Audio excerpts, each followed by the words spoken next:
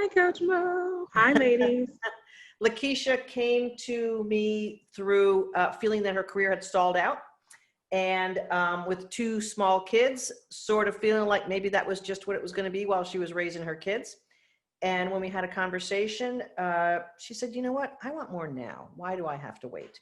And so we got to work, and LaKeeshia is going to tell some of her story. But this week, what I'm highlighting are stories like LaKeeshia, because I want to give a bigger voice to Black women who have really excelled and accelerated their careers when, as we all know, the forces against Black women are just double and triple what they are against all women in the workplace. And all nationalities other than white have that second problem of being still held as kind of like a minority status, literally. And I was just mentioning to LaKeeshia, the Lean In organization, the foundation of Lean In, which Sheryl Sandberg started, put out a report with the McKinsey Company, the state of Black women in corporate America. And when I read that, I was moved so much because I know the stories behind the data here. And the work that we do in our Kick-Ass workshop, we help all women lift their soul up so that they are feeling more powerful in life, and in particular in the workplace. LaKeeshia, you're an attorney, so you invested a lot in being smart and being a kick-ass professional. When we got to work with each other, sort of what was going on with you and that sort of thing, like tell the tale. Sure, thank you. And thank you for inviting me to meet and interview today. So, gosh, when did we start? It was almost a year ago, right? It was December of 2019. December of last year, yeah. Mm-hmm. Yeah, and so I was, I don't know, just scrolling through Facebook and saw Coach Mo's Bring Your Soul to Work. And I was like, oh, that sounds nice. Like, I would like to bring my soul to work and show up as my authentic self. Yeah. And, joined the webinar, and then, scheduled a clarity call. And, just really, something really spoke to me about the program, because I, as you mentioned, have two small kids, and I'm an attorney.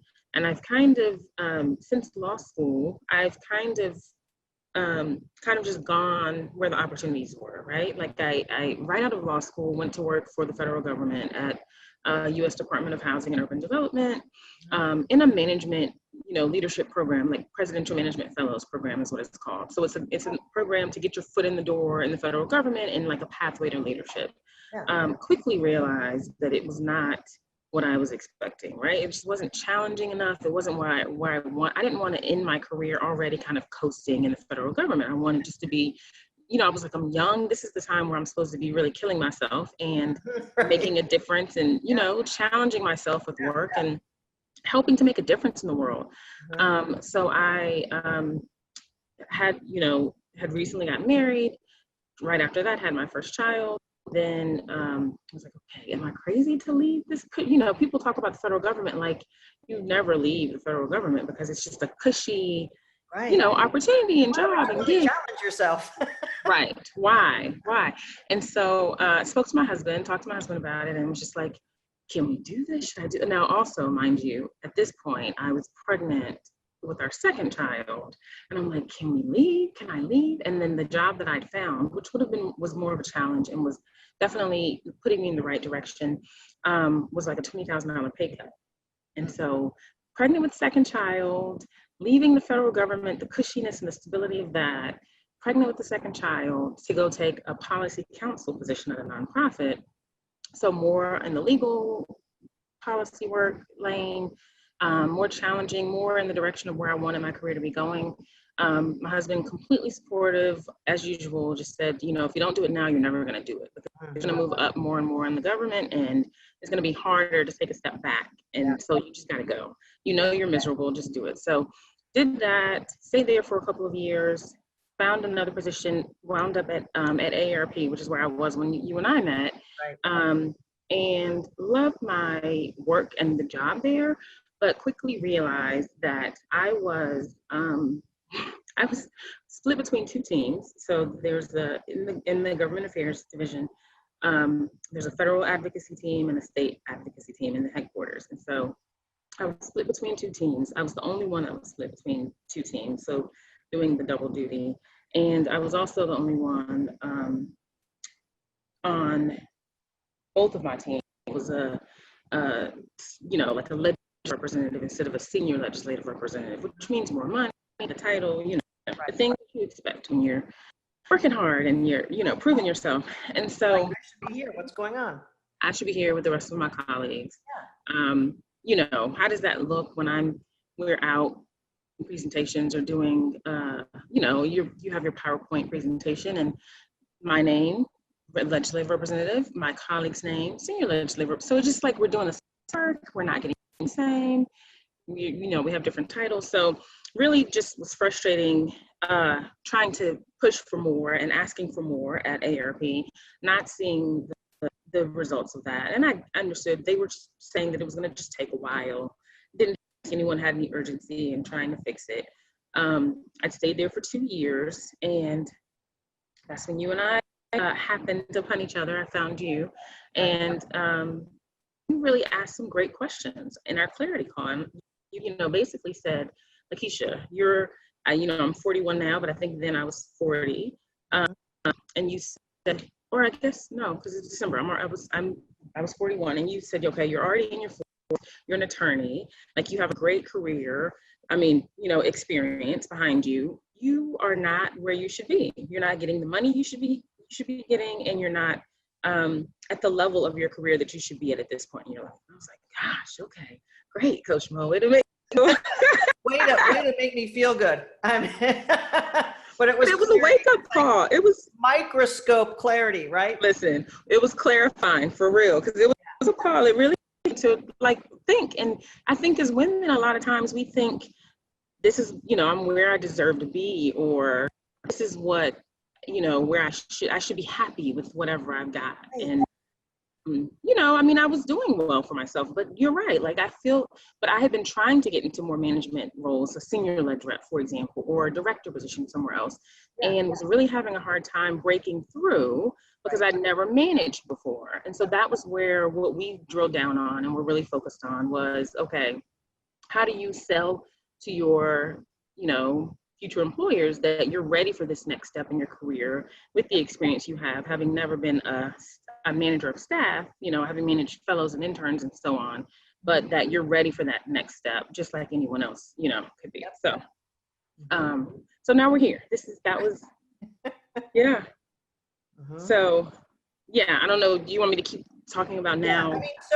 So we went to work in our 12-week process, and we take, as we take our clients through a very proven formula, step 1, 2, 3, 4, all the way through the 12 weeks. And there's a progression, first of all, of you recognizing how awesome you are, being able to basically put that then on paper career-wise, getting it on your resume, LinkedIn, getting ready to talk about it, being able to show up on, we've been doing videos for 5 years. Now it's like, that's what everyone's interviewing with. So getting ready to be able to say with confidence what you bring to the table and what you offer so that you can begin imagining yourself at this new level. So you, because you're such a great student and very professional, followed the process and kept progressing. Actually, we met in person when you were like in week 3 or something. You were just kind of getting started, and we met in person. And I think I remember you leaning over and saying, you know what, this has already made me a better mom. Yes. Yes. And I'm like, that's my secret weapon. I want to make you a better mom, person, daughter, wife, whatever. When you bring your soul alive, it does change everything, doesn't it? Like you just show up differently in life. So as you're getting into that process, what are you beginning to notice about yourself, or just, again, some of the shifts that you're making in your daily life? What are the things that occurred first for you as we went through our process? I think, I was interviewing already, right, when I started the program. And I quickly got scheduled for an interview, the job that I'm in now, right after starting your program. I think I started in the middle of December, and by the middle of January, I was on the interview for the job I'm in now. And just completely, the exercises we do at the very beginning that really help you to drill down. As I said, I think I had just kind of floated like, oh, this looks like a good opportunity. I'll go here. Yeah. Or, oh yeah, you want me? That's amazing. I'll come work for you, Right. And not really just taking the time to identify what I wanted and what really spoke to me and my soul to make sure that it was the right fit for me. And so just helping to drill down on where I would be my authentic self and what are my core values and what's my mission statement and what are my strengths and skills that I really really bring to this role. So being able to go into that interview in the next month and just be very confident in that delivery of I can do this on the director level that you're interviewing me for. I'm qualified and I deserve this job. And let me tell you how great I am, and talking about like really bringing your soul to work and showing up as your authentic self, right? Like on so many, as a Black woman, because we're talking about Black women and the issues we face, right? Our hair, right? That's such a huge thing. Like, should I straighten? I mean, it's so unfortunate, like having to think, do I need to look different before I go into this interview so that they are not threatened by my natural curls, right? Should I straighten my hair? Should I go in with, it's just so many things that we have to worry about that it's just, it's unfortunate. And so I'm not doing that. I'm not doing that this time. I'm going in as my authentic self. I went in with my natural curls. You and I had talked about like, do I mention having kids? Do I mention, are they going to think I'm not going to be able to do this job? It's going to be too demanding for me with young children. I completely went in talking about my kids and how they, have changed my life and made me a better mom and made me even better to do the job that I am now. The interview was with the Deputy Mayor for Education's office. So, they completely understand kids and, like just talking about my experience with them going through their education, public, education here in DC. And so it was just it felt like a great fit authentically, being myself. I feel like it was such a good interview that they asked me a question about what made you really interested in this job. And I started talking about my experience. My first job out of undergrad, I actually taught middle school in North Carolina, where I'm from.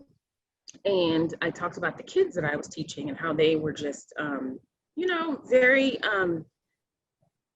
kids from like one of the lowest income communities in the city and had not ever left the city and just, hadn't been exposed to a lot of different things. And we were talking about, what do you want to do when you grow up? Where do you want to go? Where do you want to be?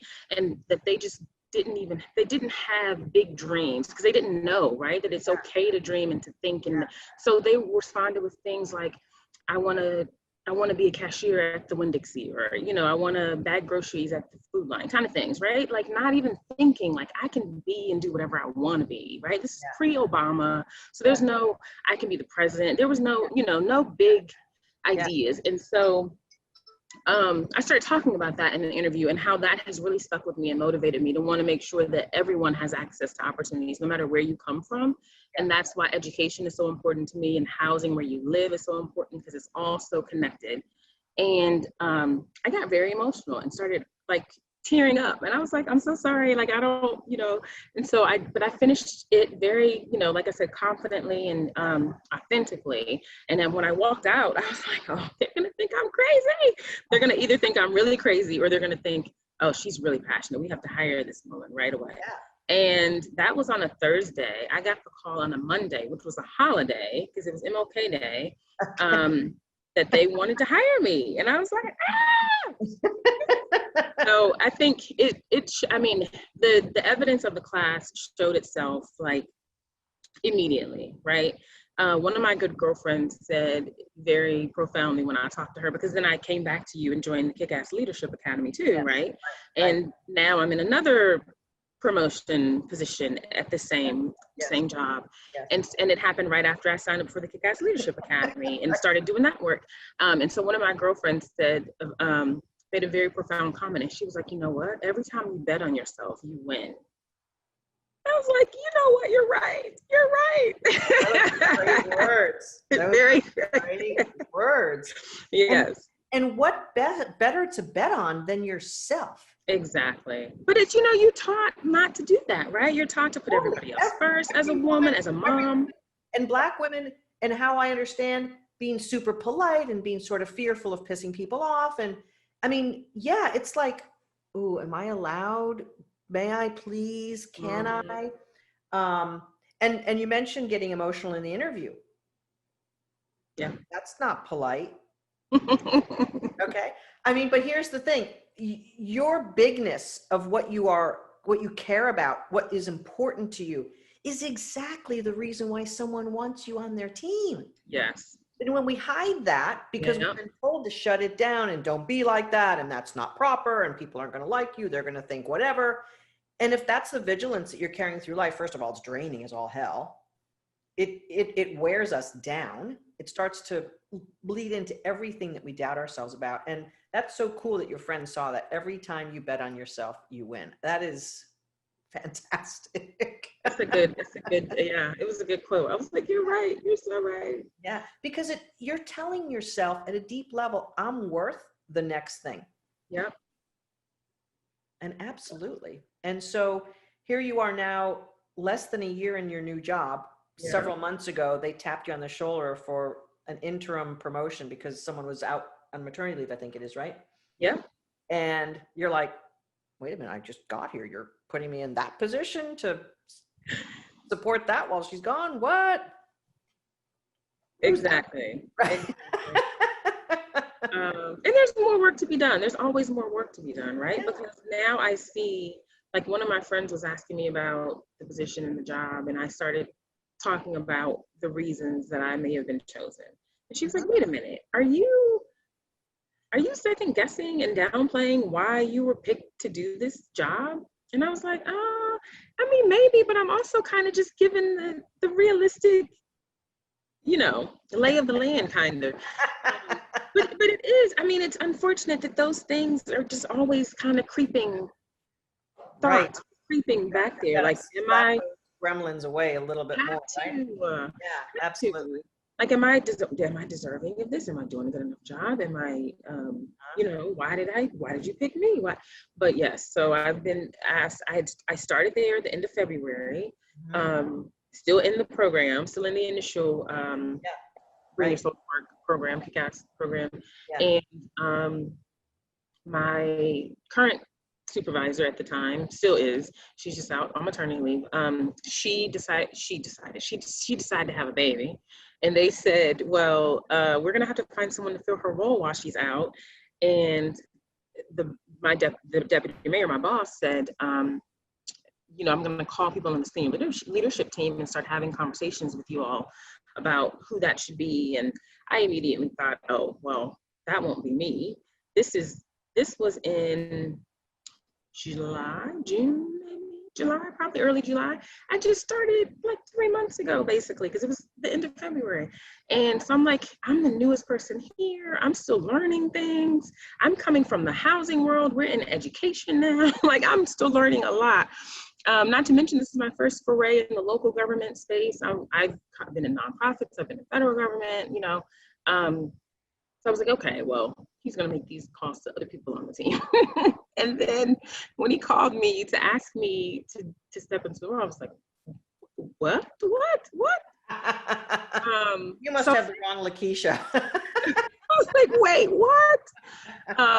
But so it's amazing, because clearly very early on they saw, right, that I mean, one of the main reasons that he mentioned when we spoke about it was like how quickly I've made relationships in the building with other, branches of the government, like the council and other colleagues and other agencies within our own team, within the senior leadership team. So, because I've always been that kind of, which is one of the core values we talked about in the program, right? I'm all about community building, and I've kind of always been like, just can't we all get along? Like, I just want everybody to, play nice and get along, and let's work together and get it done. Right.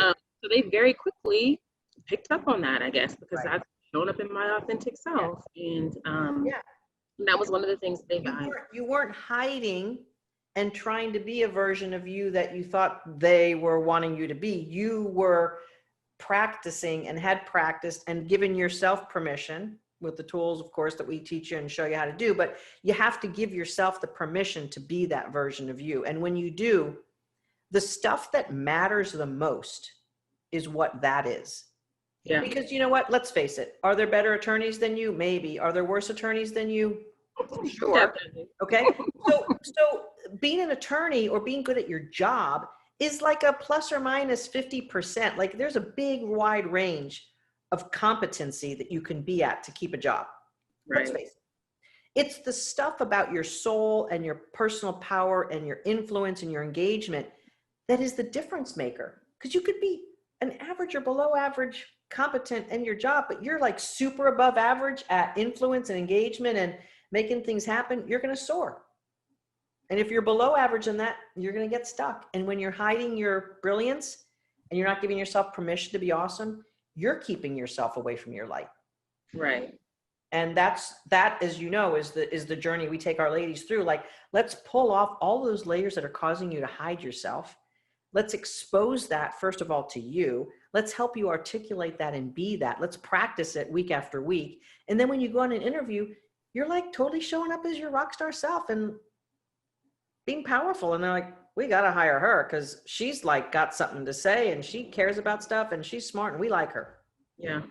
And that's the magic power of your soul. And, I guess you liked it that enough that we went into, an accelerator program and at the Academy, there were some other things about being able to navigate a complex organization and being able to have strategies around how do I make myself who feels awesome and ready for the next level, how do I execute on that stuff? And you can't do that if you don't feel awesome.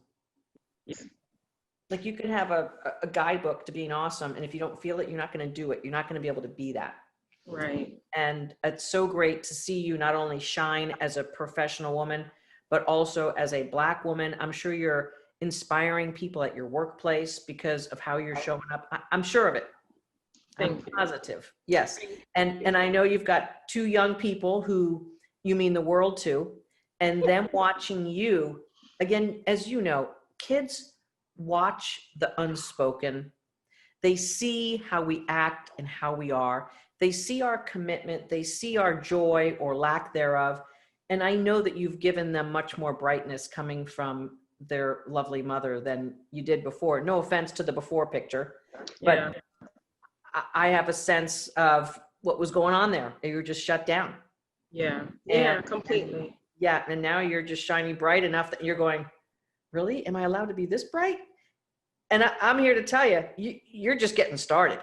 Thank you. Thank you. I do have, my daughter has been saying lately, every chance she gets, Mommy, you work too hard. You work too hard. Mommy has to work. Like that's her thing now. And I'm like, okay, so maybe I'm showing her too much that, like we have to work hard. But then I'm like, this is going to stick with her. And she's going to realize like, you have to work hard to get what you want, You do have to put in the work. I mean, and you know what? I know that you enjoy it. Like, is it all joy? Probably not, but you enjoy the impact and the work that you're doing, right? I mean, I don't want to put words in your mouth, but I pretty much know that. No, I love work. I love working. I would not be the mom that I am if I wasn't able to work and know that I'm making a difference in the world, right? Like not just working. Yes. And that's the complete message to your daughter, to your son, to every daughter and son out there is work by its word is painful. But the new way of bringing your soul to work and enjoying what you do and realizing that you do have impact is that your talents are contributing to the betterment of the world. Yes. I mean, that's where we are right now as human beings. Like toiling for nothing is done.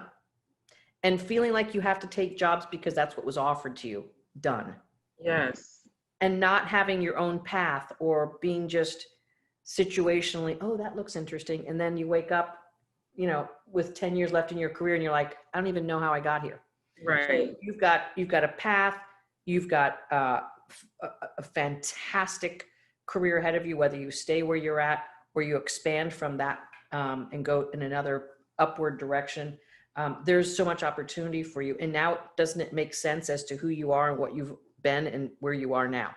Yes, yes, yes. I'm excited. I have no, so when we did that part in the Kick-Ass Leadership Academy about where do you see yourself, where do you want to go? That was really hard, but really enjoying the now.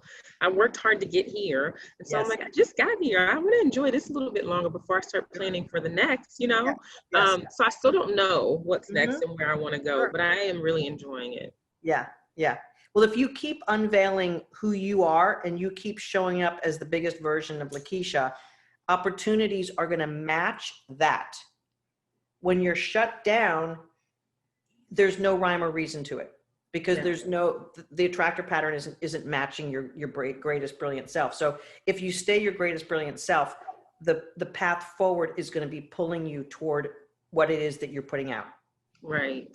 And that doesn't mean you can't think about it and be strategic a bit, but that combination keeps pulling you forward. And that's, to me, the brilliant thing is of what we do in our 12-week workshop is that it sets the stage for the rest of it. Like, it's an ongoing, continued, oh, I know how to do that. Oh, that. Oh, that. Oh, yes, this is truly me. Okay, yes. I can talk about myself. I can say hello to people. I can recognize their brilliance. I can do, and it just sets the stage for the next thing. LaKeeshia, as a Black woman, there's a lot of obstacles that face Black women as they progress in their careers. What advantages do you have now that you know how to show up as the most brilliant version of you right now? What advantages do you have in the workplace that you didn't have last year? I think just realizing that I deserve to be there, right? I deserve knowing that first, that I deserve to be in the room. I deserve the seat at the table. Yeah. And whatever I have to share and say is just as important and valuable as the next person, right? No Yeah. more second guessing so much like, oh, if I ask that question, or if I say that, is that going to look like a dumb thing, or like, oh, I can't believe she asked that or said that. And then the next person says it and everyone's like, oh, that's a good point. You're like, I was just thinking that. Like, stop, just to make, really just reminding myself that that I'm where I'm supposed to be. I deserve to be there. I've worked hard for it. Yeah. I have just as much right to it as everyone else. Is really the main thing that I'm learning and exploring. And like you were just saying, right? I mean, once you're in the room and you're in this role, it just leads very nicely to the next thing. Because until you're there, until you're in the leadership positions, you just don't understand the level of the conversations, the fast pace of the conversations and the decision making and the, just reading the room and understanding how the person that you're trying to convince of whatever it is thinks or makes decisions. So just being even more experienced in that skill, so that now I can pick up on the cues and the words and the little, like we studied in the leadership academy, right? Like, you pick up on the language and the words and the things that are being said, so like, okay, I know where this person is coming from. Now I know how to tailor my next pitch or whatever the next time. Yes. So I think just being in there just is preparing me for whatever's to come, whatever's coming next. Because now I'm like, okay, I know the language, I know the lingo, I know the pace of movement of things. So Yeah. What would you tell another Black professional woman with 2 kids at home who feels like she's sort of had to settle because she didn't know that there was another way? What would you say to her? call Coach Mo. I really do. I've recommended so many people to your program because it's just so helpful. Like the little exercises we did in the beginning of the program with the superheroes, and I'm just like, who would have thought that helps me figure out like what I'm really about? But it really worked. So like, I think as women, we really have a hard time identifying what our strengths and weaknesses are, what our skill set is, what our mission is, right? What's our thing that really drives us, that really gets us up, our why, right? We just kind of, especially as Black women, like I mentioned earlier, I know me personally, kind of accept whatever it is, and not really being clear on, okay, this is what I want, and this is what I'm going to search for, and this is, I'm not going to settle for whatever's being offered to me. I'm going to negotiate. I'm Yep. going to, come in knowing my worth. And Uh-huh. so I think I would just say, you have to try, you have to fight. Don't just give up and settle and coast through your career, right? Because like you said, who wants to retire and look back and say, what did I even do? What did I accomplish? Where did I spend my time? Yeah. And like you said, our kids are watching. Our kids are learning from us, and we want to show them, the next generation, Yeah. that you deserve everything, and you are just as great as the next person. So I Yes. think just being a good example for the next generation is, as a mom, as a Black mom, is so important. Yeah. You know, one of the interesting things I usually talk about when I do a clarity call is the math of a career advancement or the math of no career advancement. And at the age of your, being in your early 40s, you easily have another 20 years of awesome career ahead of you. And the math of that is an upward trajectory, or it's flat. And there is nothing that you can do more for your future, your family, than to have an upward trajectory of your career, because there's no other investment. And you mentioned, your friends saying you always win on investing in yourself. There is no other investment that's going to pay you the same trajectory of your career going in the direction of being awesome. And with 20 more years left, I mean, it's millions of dollars. Oh, yeah. I mean, just doing the math, it's millions of dollars. And it Wow. could either be, 2 million, or it could be 3.5 million or 4. I mean, that's a big difference of the curve. Yeah. And so if you keep growing and accelerating and going into higher and higher contribution and leadership, you're going to be earning millions more than if you just kind of like, oh, whatever, and coast along and this. And that matters a lot, not only for your own personal satisfaction, but the bank account. There's nothing you can do. I don't care what stocks you invest in. It's not going to pay you that. It's not going to pay back that big delta. So I'm excited for you, because I know that that's the seeds that you've planted for your family and your future. Not only that, but the brightness of who you are now and who you will be continuing as you grow is just, it's phenomenal. Thank you. Yeah. No, when you put it like that, I want that. Yeah. I have to pay for some college tuition coming up. Like You want that to be easy, right? And you want your kids to have choices and not to be like, well, sorry, son, we can't afford that. Yeah. Or hey, daughter, sorry, only one of you can go where you want to go. I got to pick one of you to, I mean, that's not where you want to be. And it's not where you ought to be with what you've already invested in your education and what your earlier career was. So I just want to say congratulations and bravo to you for believing in yourself enough to say, you know what, maybe I should learn about the next level and taking myself up. Maybe I can be that next version. And here you are to tell the tale in less than a year. Look what's happened with, not happened like you pass it with, like, look what you've been able to achieve for yourself and your family. And it's just a wonderful beginning. And I'm just loving talking to you, just to know who you were less than a year ago. And of course, it's always a delight when I get to meet my beautiful clients in person. It was a real gift to say hello to you at the end of last year. And maybe someday again, we will be able to see each other in person. But really, congratulations on all that you have achieved for yourself. I know that this interview, LaKeeshia, is going to be inspirational to women of all colors, but in particular, I really want to help inspire Black women to know that there are things that they can do to lift themselves to the next level. It doesn't have to be the constraints winning. You can be the winner. And thank you for showing that and telling your story. Really, really great. We'll see you on the Kick-Ass campus in all the wonderful stuff of your future. And thanks again for the interview. And it's just a pleasure. Thanks a lot. Thank you. Thank you so much. Yeah. All right. Folks, LaKeeshia's story is awesome and wonderful and beautiful. And you know what? It's not only her. There are other women who have had professions that just haven't been working for them. And we do have a secret formula to bring your soul to work, to help you up level, land your dream job, and really feel awesome about yourself. It's for you too.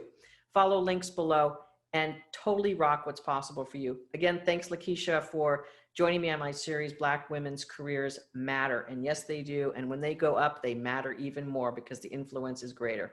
Thanks again, LaKeeshia. And folks, Thank we'll see you. you again. This is MoFall, mofall.com. See you next time.